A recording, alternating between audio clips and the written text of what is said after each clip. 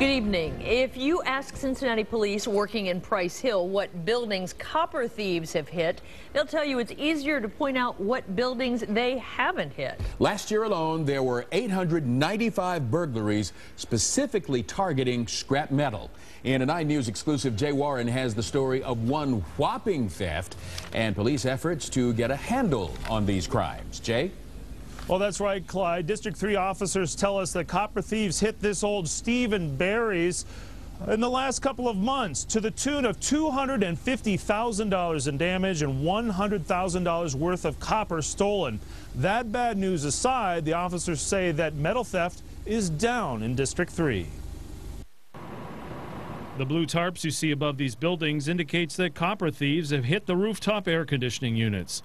The vacant buildings here in the Glenway Crossing area have been hit hard. We rode with Officer Brian Williams tonight. He is one of the officers assigned to fighting this epidemic. We arrested a guy probably March of 2011. I think he probably did well over 100 air conditioning thefts personally. And he told us he was so efficient at it, he could probably be on a property and off of it with the AC unit in probably 5 minutes. Thieves hit the old Hobby Lobby as well. I would imagine even if they were wanting, the leasing company, even if they were wanting to rent them out, they probably can't right now because the places inside have been stripped of all their copper.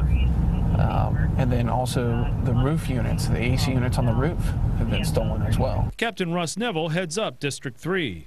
We have the highest volume of scrap metal property crime in the city here in District 3. That's why a year ago the decision was made to dedicate officers to the problem. Because of the high volume by number of offenses and the high dollar amounts, we felt that we needed to do something in the west side of the city here to try to reduce those offenses. In the end, Williams says much of the burden falls to property owners and their neighbors. If you have a vacant property, if you can, try to show there's some sort of signs of life there.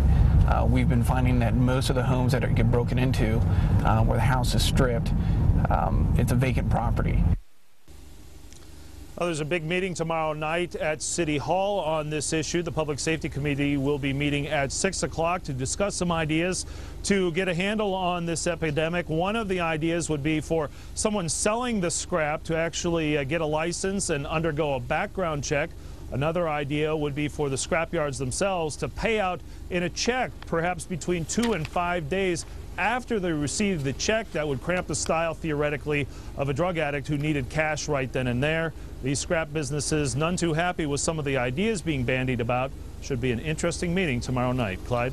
To say the least, Jay Warren reporting live in Westwood this evening. A crash